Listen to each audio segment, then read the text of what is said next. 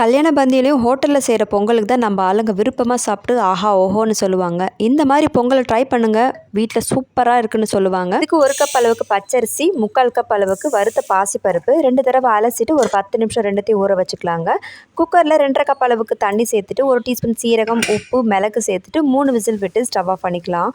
இதில் 1/2 டம்ளர் அளவுக்கு பால் சேர்த்து மிக்ஸ் பண்ணிட்டோம்னா பொங்கல் ட்ரை ஆகாமல் இருக்குங்க. கடாயில் 4 டேபிள் ஸ்பூன் அளவுக்கு நெய் எண்ணெய் சேர்த்துக்கலாம். பொடியை நறுக்கின இஞ்சி, சீரகம், மிளகு, முந்திரி, கருவேப்பிலை சேர்த்து கலந்துட்டு கமன்னு இந்த பொங்கலை சேர்த்துக்கலாங்க. ஒரு சூப்பரான பொங்கல் ரெடி ஆயிடுச்சு. சாம்பாருக்கு பாசிப்பருப்பு, துவரம் பருப்பு 2 சேர்த்து 1 டம்ளர் எடுத்துக்கலாங்க. அதில் 2 கிளாஸ் அளவுக்கு தண்ணி சேர்த்துட்டு அதில் மஞ்சள் பொடி, வெங்காயம், தக்காளி, கத்திரிக்காய், பச்சை மிளகாய், 1 டீஸ்பூன் அளவுக்கு உப்பு, சீரகம், இடிச்ச மல்லி, சில்லி ஃப்ளேக்ஸ் சேர்த்து குக்கரை மூடி 3 விசில் விட்டு ஸ்டவ் ஆஃப் பண்ணிக்கலாம். கடாயில் எண்ணெய், கடுகு, காஞ்ச மிளகாய், 1 டீஸ்பூன் அளவுக்கு சாம்பார் பொடி, குழம்பு மிளகாய் தூள் சேர்த்து கருக விடாமல் இந்த தாளிப்பை பருப்போடு சேர்த்து கலந்துட்டு கொத்தமல்லி சேர்த்து ஸ்டவ் ஆஃப் பண்ணிக்கலாங்க. ஒரு சூப்பரான பொங்கல் கமன்னு ஒரு சாம்பார் ரெடி ஆயிடுச்சுங்க. செஞ்சு பாருங்கள். டேஸ்ட் பிடிச்சது நம்ம சேனலுக்கு சப்ஸ்கிரைப் பண்ணுங்கள்.